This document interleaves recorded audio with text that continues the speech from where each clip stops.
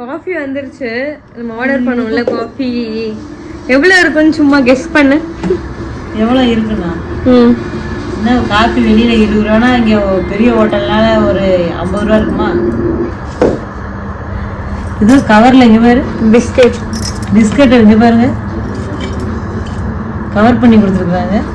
எத்தனை காஃபி சொன்ன? 2 coffee. Rate சொன்னா வந்துட்டு ஷாக் ஆகக்கூடாது, எனக்கு திட்டக்கூடாது. ஓகே, எவ்வளோ வருது? 2 காஃபி ஜிஎஸ்டி எல்லாம் சேர்த்து 450 ரூபா. காஃபி இது போட்டோம்ல அதே குடிச்சிருக்கலாமே. அப்படி என்ன காஃபி இது? எனக்கும் அதான் புரியல. ஐயோ, எப்படி நம்மள பண்ணுவாங்கன்னு தெரியாது.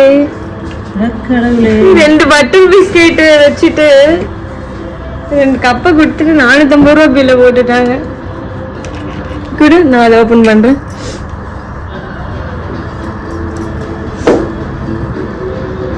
அட என்ன இது? எனக்கு கல்ட்டியை பற்றி டென்ஷன் ஆகுதுமா. இதுதான் வெளியில் எனக்கு இருக்கு. அப்படி என்ன காஃபின்னு தெரியாது. நான் போடுறத விட அந்த காஃபி நல்லா இருந்துடும். காஃபி குடிக்க கூட எனக்கு இல்லையே.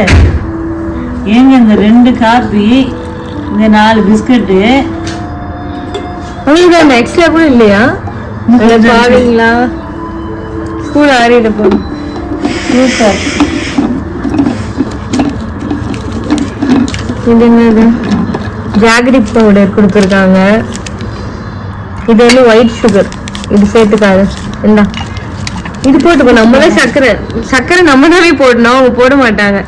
கரெக்டா? சர்க்கரையை நம்ம கலந்துக்கிறதுக்கு இவனுங்க இவ்வளவு காசு வாங்கிட்டு போயிருக்கானுங்க. இங்க பாருங்க, சுகர் ஃப்ரீயும் இருக்கு. இது நாட்டு சர்க்கரையாமா? அது ஆமா. அந்த 2 பாக்கெட்டும் நீ போட்டுக்கோ, நான் சுகர் ஃப்ரீ போட்டுக்கிறேன். எனக்கு அதே போடு. ஆனா இங்க 3 தானே இருக்கு, பத்தாதுல.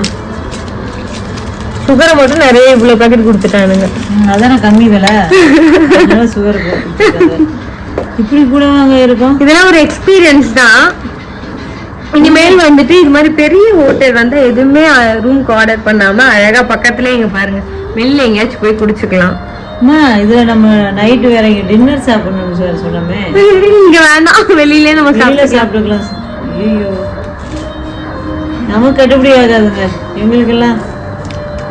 பட் லைஃப்ல இப்படிலாம் ஒரு எக்ஸ்பீரியன்ஸ் நம்மளுக்கு வேணும். அதுக்காக இப்படியாம்மா